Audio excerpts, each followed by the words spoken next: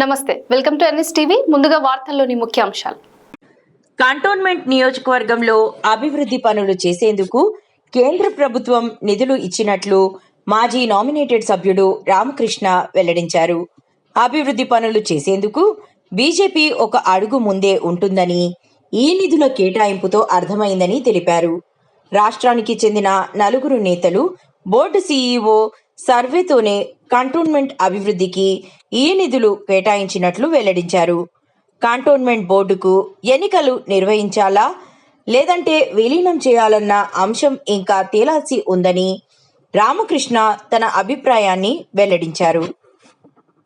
సమావేశం పెట్టడం ఏంటంటే, కంటోన్మెంట్ ప్రాంతానికి 303 కోట్ల రూపాయలు మరి మన ప్రియతమ ప్రధానమంత్రి గారు నరేంద్ర మోడీ గారు, అదేవిధంగా రాజ్నాథ్ సింగ్ గారు, అదేవిధంగా కిషన్ రెడ్డి గారు, వీళ్ళు ముగ్గురు ఒక నిర్ణయం తీసుకొని, అంటే ప్రతి వీక్ నరేంద్ర మోడీ గారు యూనియన్ క్యాబినెట్ మినిస్టర్స్ తోని రివ్యూ మీటింగ్ పెట్టడం జరుగుతుంది. ఆల్మోస్ట్ ఎవ్రీ వెడ్నెస్డే లేదా ఎవ్రీ థర్స్డే.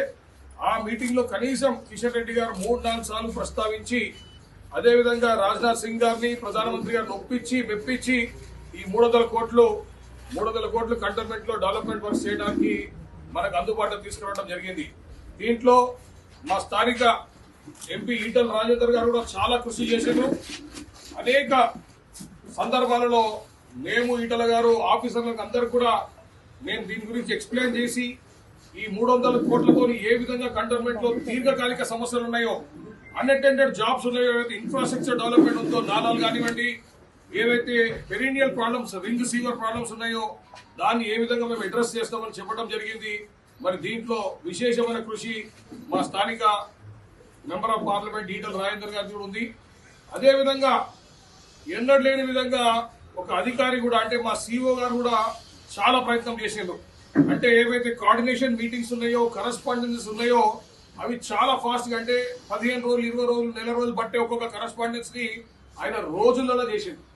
సొంత ఇంట్రెస్ట్ తీసుకొని, సెల్ఫ్ ఇనిషియేటివ్ తీసుకొని, సెల్ఫ్ మోటివేటెడ్ గా ఆయన వర్క్ చేయడం వల్ల చాలా ఫాస్ట్ గా ఈ యొక్క 300 కోట్లు ఈరోజు కంటోన్మెంట్ ప్రజలకు నరేంద్ర మోడీ గారు గిఫ్ట్ ఇవ్వడం జరిగింది. మరి అదేవిధంగా మీ అందరూ కూడా గమనించాలి, చాలా మంది గతంలో ఏదో రేవంత్ రెడ్డి గారు ఇచ్చిండ్రు, ఆయన ఇచ్చిండో లేదో అంకులు ఇచ్చిండో అని చెప్తున్నారు. ఇదంతా ప్యూర్ గా ఫాల్స్. సెంట్రల్ గవర్నమెంట్ ఫండ్స్ 300 కోట్ల రూపాయలు సెంట్రల్ గవర్నమెంటే నిన్న జీవోతో ఇచ్చింది. దీనికి విధి విధానాలు అదే ఒక జీవోలో వెళ్లివేయడం జరిగింది. మరి నేను అందరు కూడా ఒకటే మాట చెప్తున్నా, కమిట్మెంట్ ఉండాలి. కార్యకర్తలు కానీ, లీడర్లు కానీ, ఏదైనా కానివ్వండి. భారతీయ జనతా పార్టీలో నేను ఒక కార్యకర్త కింద ఈ యొక్క ఇష్యూను తీసుకుపోయి సంబంధించిన ఎంపీ గారికి కానీ, మినిస్టర్లకు కానీ చెప్తే ఏ విధంగా దాన్ని పరిగణలో తీసుకొని, ఏ విధంగా దానికి రెస్పాండ్ అయ్యి, ఏ విధంగా దానికి రిజల్ట్ వచ్చిందో మీరు చూడండి. ఇది భారతీయ జనతా పార్టీ యొక్క గొప్ప లక్షణం. మా ఒక సిద్ధాంతం ఇది. ప్రజలకు పనికొచ్చే కానీ, ప్రజా సమస్యలు కానీ ఏ ఒక్క కార్యకర్త చెప్పినా పిఎం లెవెల్, అంటే హైయెస్ట్ లెవెల్ గవర్నమెంట్ లో, ఆ లెవెల్ కి రీచ్ అయ్యి మేము పని సాధించుకోగలుగుతామనడానికి నిదర్శనం ఈ యొక్క 300 కోట్ల రూపాయలు మనకు రావటం.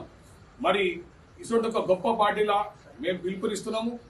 అందరూ కూడా రావాలా, మాకు సహకరించాలా. ఏవైతే ప్రజా సమస్యలు ఉన్నాయో, ఏది వచ్చినా స్టేట్ గవర్నమెంట్ త్రూ రూట్ అయితే మనం లోకల్ బాడీ కిందకి వస్తాం. Finance commission funds Narendra Modi గారి గవర్నమెంట్ వచ్చిన తర్వాత మొట్టమొదటి గవర్నమెంట్, మోడీ గారి గవర్నమెంట్ ఎవరైతే ఫైనాన్స్ కమిషన్ ఫండ్స్ అన్ని లోకల్ బాడీకి ఇస్తున్నారు. దాంట్లో మేము చాలా డెవలప్మెంట్ వర్క్స్ చేస్తున్నాము, అనేక డెవలప్మెంట్ చేసినాము, ఇంకా కూడా చేస్తాం.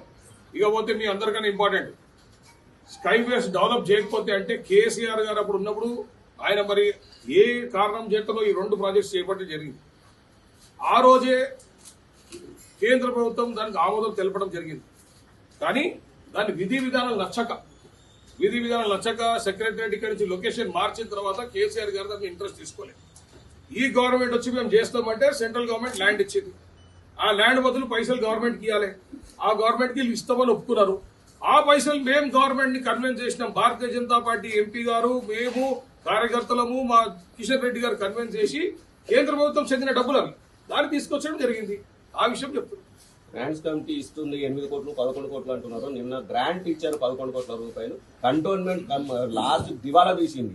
5 కోట్ల రూపాయలు సగటు ఒక నెలకి ఖర్చు అవుతుంది. అది పెన్షన్స్ కావచ్చు, గౌరవ వేతనం కావచ్చు. గ్రాంట్ ఎవరికి ఇస్తారంటే ఎవరు దివాలా తీస్తారో అంటే వాళ్ళు సెల్ఫ్ సస్టైనింగ్. ఈ రోజు డేట్ లో కూడా ఈ మంత్ కానీ నెక్స్ట్ మంత్ కానీ మేము ఇంకా సెల్ఫ్ సస్టైనింగ్ ఉన్నాం. అంటే మా ఖర్చులు మేము చూసుకోగలుగుతున్నాం. ఎవరైతే చూసుకోలేరో వాళ్ళకి గ్రాంట్ ఇస్తారు. మా కంటోన్మెంట్ డిఫెన్స్ సంబంధించిన దాంట్లో ఆ విధంగా వస్తాయి అన్నమాట. ఇంకా మేము సెల్ఫ్ సస్టైనింగ్ ఉన్నాము. ఎస్, ఫైనాన్షియల్ క్రైసిస్ తప్పకుండా ఉంది. ఎందుకు ఉంది? మాకు రాష్ట్ర ప్రభుత్వం ₹1 సహాయ సహకారం అందిస్తలేదు. దానికోసం కష్టమవుతుంది. లోకల్లో మేము తీసుకురావాల్సిన రెవెన్యూ మంచిగానే కలెక్షన్ చేస్తున్నాము. మాకు రావాల్సిన ఫండ్స్ బాగానే వస్తున్నాయి. కాకపోతే స్టేట్ గవర్నమెంట్ ఒక పార్టిసిపేషన్ 0 ఉంది కాబట్టి మాకు ఫైనాన్షియల్ ఇబ్బంది ఉంది. ప్రజలు నీడ్స్ పెరిగినాయి, డిమాండ్స్ పెరిగినాయి, మాకు అవసరాలు పెరుగుతున్నాయి. దాన్ని తట్టుకోవాలంటే మాకు ఇక్కడ రాష్ట్ర ప్రభుత్వంతో కూడా ఫండ్స్ రావాలి. కానీ ఏమొస్తుంది? మా టీపీటీ చార్జెస్ మాకు ఇంకా విడుదల చేయలేదు. నేను గవర్నమెంట్ తరఫున ఆన్సర్ చెప్తానా? గవర్నమెంట్ ఉన్న ఇబ్బందులు చెప్తా. ఫస్ట్ పాయింట్ ఏంటంటే గవర్నమెంట్ విలీనం చేస్తే నష్టం ఏంటి, లాభం ఏంటి అని ప్రయత్నం చేస్తుంది. దాంట్లో చాలా మందికి ఒపీనియన్ తీసుకున్నప్పుడు 100% 160% ఒక దిక్కు, మిగతా 30-40% ఇంకో దిక్కు ఉండడం. కొంతమంది విలీనం కావాలంటారు, కొంతమంది విలీనం వద్దు, కంటోన్మెంటే ముద్దు అంటున్నారు. ఓకే, ఇది ఫస్ట్ పాయింట్. రెండోది, కొత్త యాక్ట్ రావాలా. కొత్త యాక్ట్ వస్తే గ్రేటర్ డెమోక్రటైజేషన్లు అంటే గతంలో మీరు చూసిండ్రు చాలా మటుకు నిర్ణయాలు చెక్మేట్ అయిపోయినాయి. అంటే 8 ఓట్లు ఎస్ అని బట్టే, 8 ఓట్లు నో అని బట్టే. అప్పుడు ఈ రోజు ఉన్న డెమోక్రటిక్ సెటప్ లో మా ప్రెసిడెంట్ గారు డబుల్ ఓట్ పవర్ యూజ్ చేసిన సందర్భాలు కూడా ఉన్నాయి. ఆర్మీకి సంబంధించిన విషయాల్లో కానీ ఆ వీటో పవర్ యూజ్ చేసినందుకు ఇబ్బంది పడి గవర్నమెంట్ గ్రేటర్ డెమోక్రటైజేషన్ చేయాలని ఒక డ్రాఫ్ట్ బిల్ తీసుకొచ్చి దాన్ని పార్లమెంట్ లో వెనకలేని పక్షంలో లాక్ అయిపోయింది. గవర్నమెంట్ ఉన్న ఇబ్బందులు చెప్తారా, ఎవరు చెప్పకపోవచ్చు మీకు. ఏంటంటే ఈ రోజు డేట్ లో ఎలక్షన్ పెడితే ఒక 3 months తర్వాత యాక్ట్ పాస్ అయింది అనుకోండి. Example, cantonments act 2023 or 24 or 25 act pass అయింది అనుకోండి. ఈ ఎలక్షన్స్ రద్దు అయిపోతుంది. ఈ ఎక్సర్సైజ్ అంతా వేస్ట్ పోతుంది. అట్లా అని ఎలక్షన్ పెట్టకపోతే ఇంకోటి ఇబ్బంది. ఎలక్షన్ చేస్తారా, లైఫ్ టైంలో చేయరా, ఆ ఒకటి కూడా పరిణామం తీసుకుంటుంది. మరి ముఖ్యంగా రీసెంట్ గా జరిగిన వార్ సంగతి మీకు అందరూ తెలిసిందే. మరి ఇటువంటి ఒక పరిస్థితిలో ఆర్మీ ఒక సెన్సిటివ్ సబ్జెక్టు, ఆర్మీతో ఉన్న కంటోన్మెంట్ కూడా ఇంకా సెన్సిటివ్ కాబట్టి కంటోన్మెంట్ లో ప్రజలు కూడా యాక్టివ్ రోల్ ఉంటుంది కాబట్టి యాక్సెస్ ఉంటుంది ఆర్మీ యూనిట్స్ కాబట్టి మరి దీని మీద పెండింగ్ పెట్టడం జరిగింది.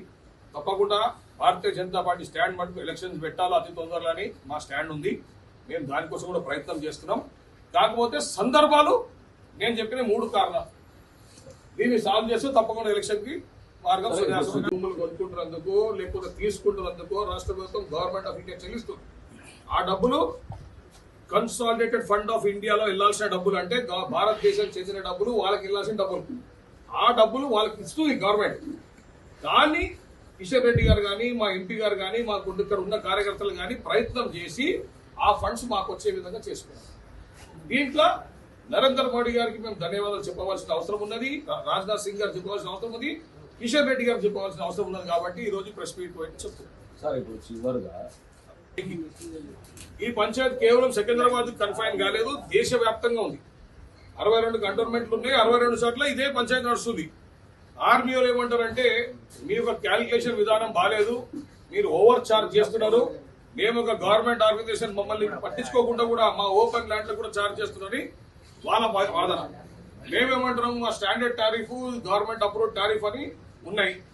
ఈ యొక్క డిస్ప్యూట్ రిజాల్వ్ అయ్యేదాకా వాళ్ళు టెంపరీగా ఇయ్యొద్దు అనే ఉద్దేశంలో ఉన్నారు. అప్పటికి గవర్నమెంట్ వాళ్ళని 10%, 20% రిలీజ్ చేపిస్తుంది.